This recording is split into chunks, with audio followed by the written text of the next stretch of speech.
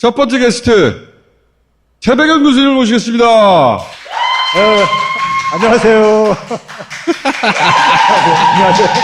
와, 이거 분위기 짱이네요. 네, 디너쇼예요, 디너쇼. 그러게요. 그림이 너무 이쁘게 나올 것 같아요. 네. 사회적 거리두기 3.5단계. 존재하지 않는 단계에 우리끼리 자체적으로 도달했습니다. 자, 영원히 잊지 못하실 것 같아요. 자, 요새 교수님 앵그리최 아니에요? 앵그리최. 워낙 상황이 네. 지금 상당히 시급해가지고 그러는 거고요. 자, 네. 첫 번째. 첫 번째 이제 선별 지원과 관련해서 오해를 좀 해소시켜드리고 싶은데, 그러니까 흔히 이제 교수님, 저 단독 방청객과 눈을 좀 맞춰주십시오. 아, 예. 그렇게 하겠습니다. 흔히 선별 지원을 주장하시는 분들은 어려운 사람들한테 좀 집중적으로 지원하자, 이 논리잖아요. 제가 이거를 저소득층 주술에 빠져있다 이렇게 얘기를 하는데, 대표적인 저소득층이 누구냐면요, 기초생활수급자들이죠. 그러니까 예를 들면 4인 가구 기준으로 기초생계수급비를 받으시는 분들이요, 올해 한 달에 142만 한 5천 원 정도 받아요. 근데 이분들은 지난해도 그러니까 그 금액을 비슷하게 받았고요. 올해도 그걸 그대로 받고 계신 거예요. 그러니까 소득의 감소가 전혀 없으신 분들이야. 아, 오히려. 그렇죠. 이분들은 하위 50% 이렇게 하게 되면 당연히 받잖아요. 자, 그런데 사교육 시장에서 일을 하는데 작년에는 월 한 5, 600원 벌었다 이거예요. 근데 지금 한 200 안팎뿐이 못 번다 이거예요. 그럼 이 양반은 뭐냐면 작년도 소득으로 이제 가게 되면은 못 받는 거예요. 이 얘기를 하는 이유는 둘 중에 어느 게 더 공정하냐 이거예요. 한국은행에서 산업별 대출금이라는 통계를 발표했어요. 각 업종별로 대출금의 통계를 낸 건데 가장 어려운 자영업이 도매, 소매, 음식, 숙박업이에요. 근데 이 4개 업종이 지난 1년 전에 비해서 18조 8천억 원만큼 대출금이 증가했어요. 21%가 증가한 거예요. 이게 통계를 집계한 이후에 최고예요. 돈이 없으니까 대출 받은 그러니까 거죠. 그 네. 대출 받아서 지금 버티고 있는 거예요. 이분들 폐업을 하게 되면요, 그대로 빚더미 안게 되는 거예요. 그러니까 지금 시급한 상황이라고요. 잠깐만요. 예. 라면이 준비됐다 그래가지고. 아, 예. 디너쇼기 때문에. 예, 네. 예. 자, 드시면서 밖에는 예. 미세하고 남쪽에서는 태풍이 올라오고 있고 밖에서는 코로나가 창궐하고. 자, 김치도 드세요. 예. 김치도 드시고. 자, 두 번째는 뭡니까? 예.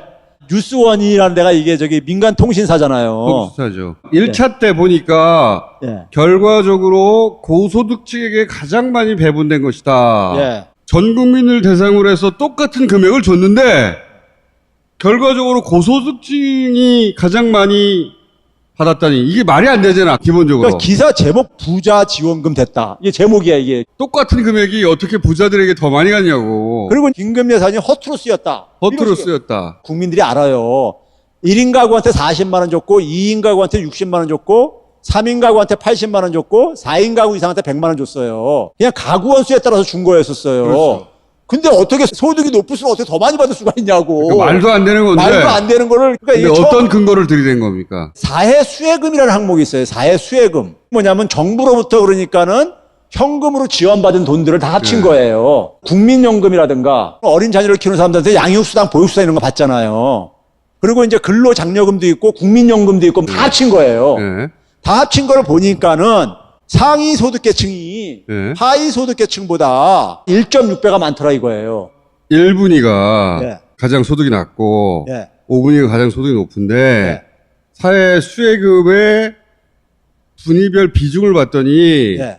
여기가 제일 낮고 네. 여기가 제일 높지 않냐. 그렇죠. 예. 하위 20%가 한 31만 6천 원을 받았고 네. 상위 20%는 한 50만 원 돈 받았다 이거예요. 근데 이건 사회 수혜금입니다. 주는 돈을 다 합쳐봤더니 이렇다는 그렇다 거예요. 이거예요. 그러니까 이거 근데 이거 제목은 재난지원금으로 충돌시킨 그러니까요. 거죠. 거기서 기술이 들어간 거죠. 예, 헷갈리라고. 예. 보니까는 하위 20%의 가구 원수가 1.5명뿐이 안 되는 거예요. 그러니까 가구 원수를 봐야지. 상위 20%는 가구 원수가 3.4명이란 말이죠. 예. 사람 곱하기 해서 돈을 줬으니까 예. 가족이 아버지, 엄마, 아들, 딸 있으면 더 많이 받죠. 그러니까요. 할아버지 혼자 계시면 적게 받죠. 그렇죠. 착각하게 만든 거 아닙니까? 사기친 거지, 사기. 근데 하위 20%는 60세가 넘어요. 그러니까 노년층이라는 얘기잖아요, 한마디로. 예. 특히 70세 이상 가구주가 40%나 돼요. 저분들은 보육 양육수당 받을 일이 없는 분들이란 말이에요. 자녀들은 다 성인이 성인이 됐으니까. 그러니까 혼자 살거나 예. 혹은 할머니하고 할아버지가 같이 살거나 그런 정도인데. 그렇죠.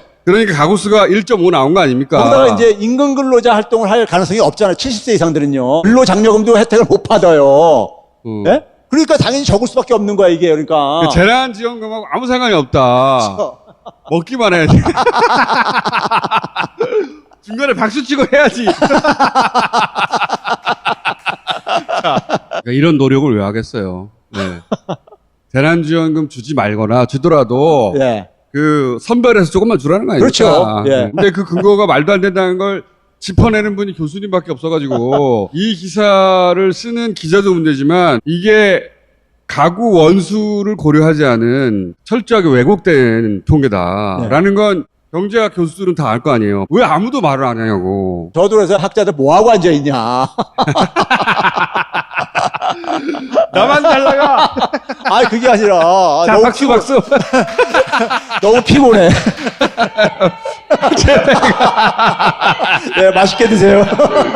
언론에 안 나오더라도 요즘 SNS 다 있잖아요. 거기서 한마디 할 수 있잖아요. 그렇죠. 이렇게 사기를 치면 어떡하냐. 설사 선별지급주의자라 하더라도 경제학자 중에 이렇게 하면 안 되지라고 나와야 그렇죠. 되는 거 아니에요. 그렇죠. 그 사람들이 없어. 그러니까 교수님만 계속 나오시는 거예요, 지금. 이렇게 쭉 흥분시켜놓고 책을 빡.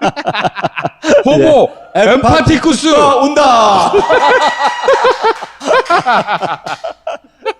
아, 이거 볼 때마다 웃겨. 책 좀 사주세요. 자, 동아일보에서 재난지원금 1조 원을 풀 때 GDP가 한 2천억 분이 안 증가했다. 이제 이런 기사를 이제 냈어요. 이게 이제 한국은행의 이제니까는 그 연구 결과를 이제 예곡시킨 건데. 이것도 웃겼어요. 돈을 풀어가지고 99%가 썼다고 이미 통계가 나왔잖아요. 네. 근데 1조 풀 때 GDP가 2천억밖에 증가 안 하면 8천억이 어디 갔다는 거야? 이거 보게 되면요. 이 그 정부의 이전 지출하고 재난지원금은 같은 말이 아니에요. 아까 사회수혜금하고 재난지원금이 같은 말이 아니듯이. 그러니까 이전 지출에는요. 실업수당, 국민연금, 그다음에 기업에 대한 투자 보조금, 수출 보조금 이런 게 다 합쳐져 있는 거야.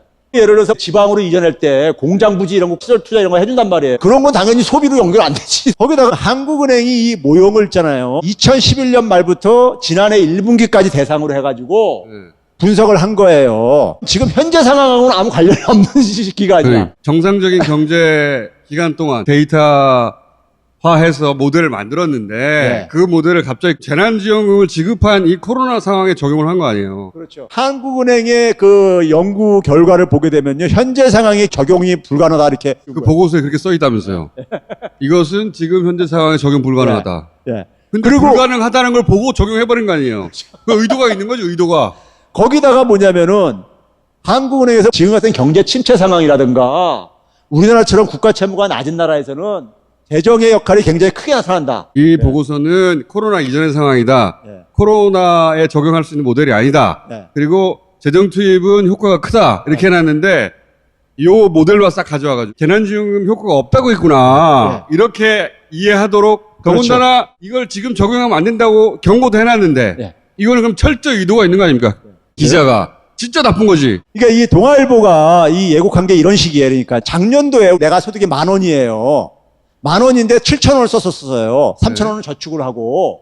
그러면 이제 한 70%쓴 거잖아요. 네. 근데 그 이런 상황 속에서 정부가 1,000원을 더 줬어. 그러면 내가 1,000원을 다 안 쓰고 한 200원 정도만 쓰고 7,000원 정도로 웬만큼 다 소비를 했으니까 네. 저축을 하죠. 예, 예. 근데 이제 올해 같은 상황이 되면은 내가 10,000원 소득인데 좀 아껴 쓰려고 6,000원 뿐이 안 썼어. 예. 근데 정부가 거기다 1,000원을 더 얹어줬어. 네. 쓰라고.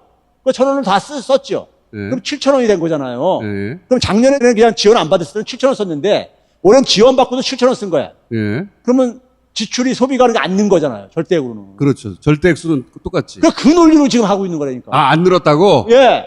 별로 안 는다는 게 바로 그 논리야.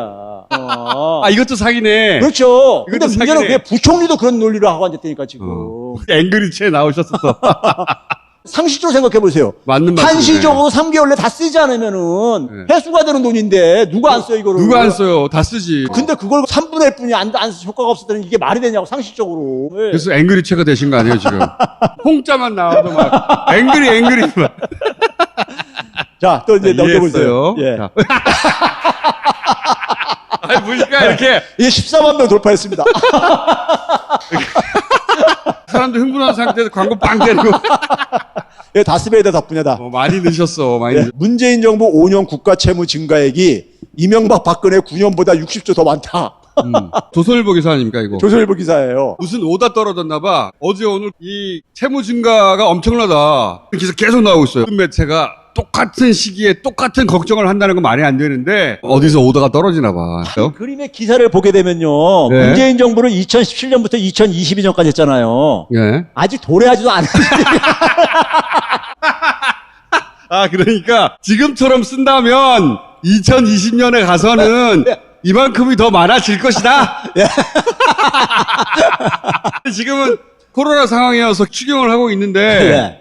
그걸 그냥 똑같이 계속 플러스 한 거예요. 그 추세로. 예. 올해 거다 추계가 다 안 됐는데. 예? 이 기사만 읽으면 4년 동안 60조를 이미 다 쓴 것처럼 느껴지거든요. 그렇죠. GDP가 증가하면은 국가 부채도 증가하게 돼 있어요. 비율이 중요하다고 그러니까 했어요. 비율이 중요한. 우리가 OECD 국가에서 국가 부채 비중에 있어서 에스토니아 다음으로 2위란 말이에요. 에스토니아는 134만 명 정도뿐이 안 되는 나라니까는 사실상 우리가 1위인 거예요. 근데 박근혜 정부 때 증가한 액수를 보게 되면요. 자, 박근혜 정부 때는 1년에 45조 9,500원씩 증가했어요. 45조 평균 늘었고 네. 문재인 정부 때는 올해 것까지 추계를 하더라도 한 연 53조씩 53조 늘었다. 증가했어요. 그런데 저거를 GDP 대비로 비교해 보게 되면은 예. 박근혜 정부 때는 연 1.3%포인트씩 증가를 했어요. 근데 문재인 정부 때 0.7%포인트씩 뿐이 안 증가했어요. 거기서도 사기가 있구나. 왜냐하면 경제 규모가 커지니까. 그러니까 GDP가 커지니까는. 규모가 커지니까. 네, 그래서 그렇죠. 제가 분자주의라고 하는 거 아닙니까? 이 종갓나 분자주의 새끼들.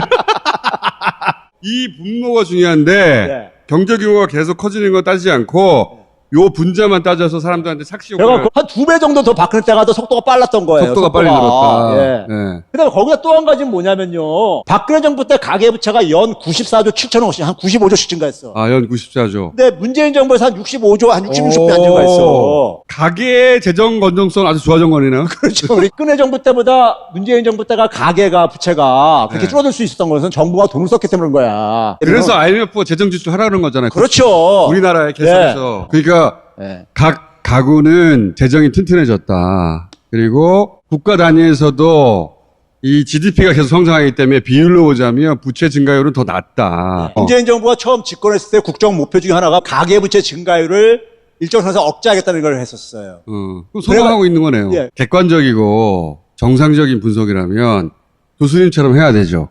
분모가 커지는 비율보다 부채가 늘어나는 비율이 더 적다. 과거보다. 그렇죠. 게다가 동시에 가계부채는 크게 감소하고 있다. 국민들의 주머니가 튼튼해지고 있고 나라도 그걸 감당해내고 있다. 그렇죠. 전체적으로 안정적이다. 말해야 되는데 그럴 수가 없잖아요. 그러니까 분자만 달랑 떼가지고 종갓나 분자주의자들이야. 종갓나들. 조선일보의 의도는 결국 뭐예요? 그러니까 국가 부채가 많이 증가하니까 재난지원금 주지 말라 이거죠. 그러니까요. 재난지원금 주지 말자는 거죠. 주지 않으면 어떻게 되느냐? 제가 이제 계산을 해봤어요. 재난지원금을 주지 않으면 국가 채무 비중이 한 0.8%포인트에서 1.3%포인트가 증가해. 네. 왜? GDP가 감소하니까. 네. 채무액은 안 증가해도. 지난번에 말씀하셨죠. 근데 재난지원금을 주게 되면 그 절반도 안 증가해. 그럼 결국 뭐냐면 안 주게 하게 되면 국가 채무도 증가하고 국가가 가계도 안 부채가 주니까. 증가할 게 아니야. 그러니까 형편이 나빠지라고 하는 거잖아요. 그렇죠. 네. 가계도 형편이 나빠지고 국가도 형편이 나빠졌다. 그렇게 욕하려고 하는 거죠. 그렇죠. 네. 그게 의도인 거지. 그렇게 유도하려고. 그렇죠. 그 나쁜 새끼들이지 아주. 그래야지만이 지지율 하락하고 정권 교체가 용이하다. 이렇게 생각. 종갓나 분자주의자들이라고 앞으로 제가 부르도록 하겠습니다. 자, 예. 어머 끝났다. 아, 예. 자, 다 이해했어요? 네. 디저트 준비했어. 디저트 드시고 그 사이 저희는 디노쇼를 계속 이어가도록 하겠습니다. 자.